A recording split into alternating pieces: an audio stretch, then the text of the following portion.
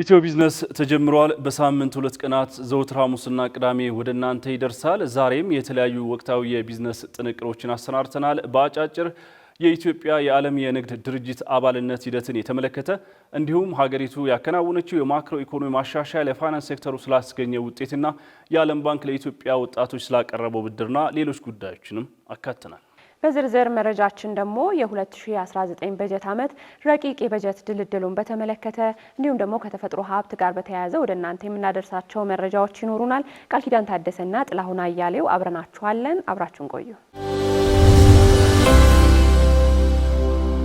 እንደሚታወቀው ኢትዮጵያ የዓለማችን ግዙፉ የንግድ ድርጅት የሆነው የዓለም የንግድ ድርጅት አባል ለመሆን የተለያዩ ስራዎችን እያከናወነች ቆይታለች።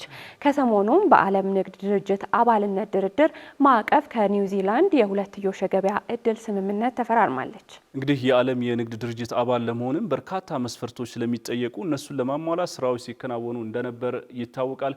በተለይም የንግድና ኢንቨስትመንት የአሰራር ማሻሻያዎች ስታከናውንም ቆይታለች ኢትዮጵያ ማለት ነው። ከሰሞኑም እንግዲህ ኢትዮጵያ የዓለም የንግድ ድርጅት አባል ለመሆን የሚያስችላት የድርድር ሂደት አካል የሆነው የሁለትዮሽ የገበያ እድል ፕሮቶኮል ከኒውዚላንድ ጋር ተፈራርማለች። በሁለቱ ሀገራት መካከል የተደረገው የስምምነት እንግዲህ በሸቀጦች በአገልግሎት ዘርፎች ላይ በጋራ የተደረጉ የገበያ ተደራሽነት ግዴታዎችና ጥቅሞችን ያካተተ ነው ተብሏል።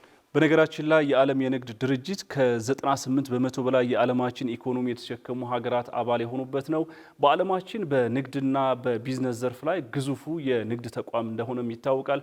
ሀገራችን ኢትዮጵያ በ2026 በጋና በሚካሄደው የዓለም የንግድ ድርጅት ጉባኤ ላይም አባል እንደምትሆንም ይጠበቃል። አሁን ደግሞ የማክሮ ኢኮኖሚ ማሻሻያና ስለ ፋይናንስ ሴክተሩ ስለተገኙ ውጤቶች እናነሳለን። ኢትዮጵያ ተግባራዊ ባደረገችው የሀገር በቀል የኢኮኖሚ ማሻሻያ የፋይናንስ ዘርፉን ለማዘመንና ለማጠናከር ሰፋፊ ስራዎች ማከናወኗ ተገልጿል። በተለይም ደግሞ የውጭ ምንዛሬ በገበያ እንዲመራ መደረጉ ለዚህ ትልቁ ማሳያ ስለመሆኑ እየተገለጸ ይገኛል። ባለፉት 8 ዓመታትም የባንኮች የሀብት መጠን 680 በመቶ እንዲሁም ደግሞ የተቀማጭ ገንዘብ መጠን 654 በመቶ ከፍተኛ እድገት አሳይቷል። ከማክሮ ኢኮኖሚ ማሻሻያው ጋር በተገናኘ የሚነሳው ትልቁ ስኬት ተደርጎ የሚወሰደው የብድር ስርጭትና አቅርቦትን የተመለከተ ይሆናል። አሁን ላይ ካለው 3.94 ትሪሊዮን ብር ብድር እና ቦንድ ውስጥ 93.8 በመቶ የሚሆነው ለግሉ ዘርፍ የተሰጠ ስለመሆኑ የሚገለጸው፣ ይህም ለኢኮኖሚ መነቃቃት ትልቅ አቅም ስለመሆኑ ተገልጿል። በተለይም የፋይናንስ ስርዓቱን ይበልጥ ለማስፋት እንደ ካፒታል ገበያና እንደ ኢትዮጵያን ሴኩሪቲ ኤክስቼንጅን የመሳሰሉ ተቋማት መቋቋማቸው ለሀገሪቱ የፋይናንስ ዘርፍ ትልቅ አቅም የሚሆን ነው። ከማክሮ ኢኮኖሚ ማሻሻያው ጋር በተገናኘ ሌላኛው የስኬቱ ማሳያ ተደርጎና እንደ ምሳሌ እየተጠቀሰ የሚገኘው ዲጂታል ኢትዮጵያ 2025 ተጠናቆ ወደ ዲጂታል 2030 መሸጋገራችን ይታወቃል። በዚህም ባለፉት ጊዜያት ሰፊ የሆነ የዲጂታል እንቅስቃሴ ተከናውኗል። ባለፈው 9 ወር ብቻ 24.2 ትሪሊዮን ብር የሚጠጋ የዲጂታል ግብይት ስለመፈጸሙ በዚህ ወቅትም ተገልጿል።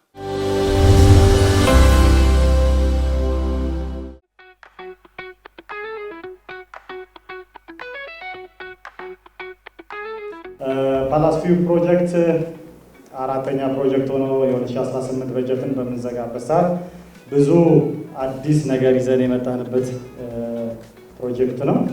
ከስፋቱ አንጻር 4000 ካሬ ሜትር ላይ ያረፈ እጅግ ዘመናዊ የቅንጦትን ልክ የሚያሳይ አፎርደብል የሆነ ፕሮጀክት ነው። ተመጣጣኝ ካሬ ሜትሮችን ይዘን የመጣ ነው። ብዙ ኢንፍራስትራክቸሮችን ያሟላ፣ ብዙ አሚኒቲዎችን ያሟላ ለየት ያለ እንደ ሪያሊቲም ለየት ያለ ፕሮጀክት ነው ይዘን የመጣ ነው።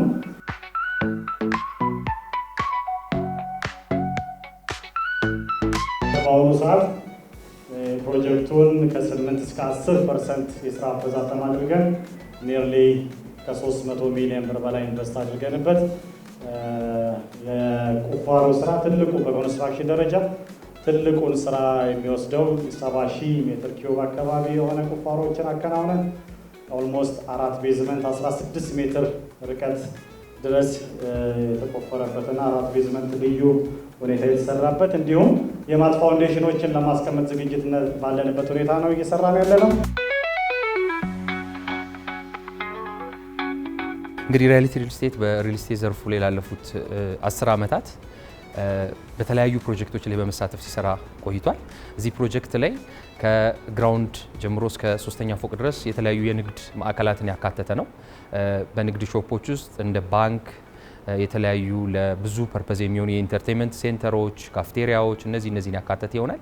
እንደ ድርጅት እንግዲህ እንደ አሚኒቲ ከ4ኛ ጀምሮ ደግሞ የአፓርትመንት ዩኒቶችን በመያዝ ግንባታውን አሁን የሾሪንግ ስራ አጠናቆ የፋውንዴሽን ስራውን ጀምሯል ማለት ነው። እነዚህ አፓርትመንቶችን ደግሞ እንግዲህ ከዛሬ ጀምሮ ለሽያጭ ያቀረብን መሆኑን እንግዲህ በደስታ ስናበስር በጣም ላቅ ያለ ደስታ ይሰማናል ማለት ነው። እኛም ይህ ፕሮጀክት በሚቀጥሉት 48 ወራት ውስጥ ተጠናቆ ለደንበኞች ይረከባል ብለን እናስባለን ነው። በዚህ ኤክስፖ ላይ በመሳተፍ በሳር ቤት በሪያሊቲ ፕላዛ ቦሌ ሪያሊቲ ፕላዛ ዩጎ ቸርች አጠገብ እንዲሁም እዛው ፒያሳ ፕሮጀክቱ ጋር በሚከናወን የአንድ ሳምንት ሽያጭ ኤክስፖ ላይ እንግዲህ ደንበኞችን እንዲገኙና የዚህ የእድሉ ተቋዳሽ እንዲሆኑ እንጋብዛለን። እንግዲህ ፓላስ ቪው ፕሮጀክት በ2018 ዓ.ም የመጨረሻው ፕሮጀክታችን ይሆናል። በ2019ም ደግሞ እንደዚሁ ልዩ የሆኑ ፕሮጀክቶችን ይዘን እንመጣለን ከእግዚአብሔር ፍቃድ ጋር።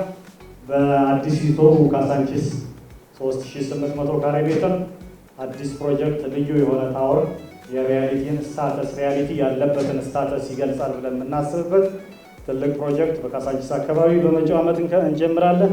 እንደዚሁም ደግሞ ኤሊት ፕሮጀክት አካባቢ ኤሊት አካባቢ ላይ ትልቅ የከስተመር ፊድባካችን ትልቅ ስለነበረ ኤሊት አካባቢ ላይ ዘህርት ሚል ፕሮጀክት ጥሩ ፕሮጀክት ይዘን ለመምጣት እየተዘጋጀን ነው። እስከ መጨረሻው ድረስ ከኛ ጋር ስለነበራችሁ እናመሰግናለን። የምናዘጋጃቸውን አዝናኝ ቪዲዮዎች ማየት ከፈለጋችሁ እዚች ጋር ጠቅ ያድርጉ። ሰብስክራይብ የሚለውን ደግሞ እዚህ ጋር ጠቅ ማድረግ እንዳትረሱ። በቀጣይ ቪዲዮ እንገናኝ።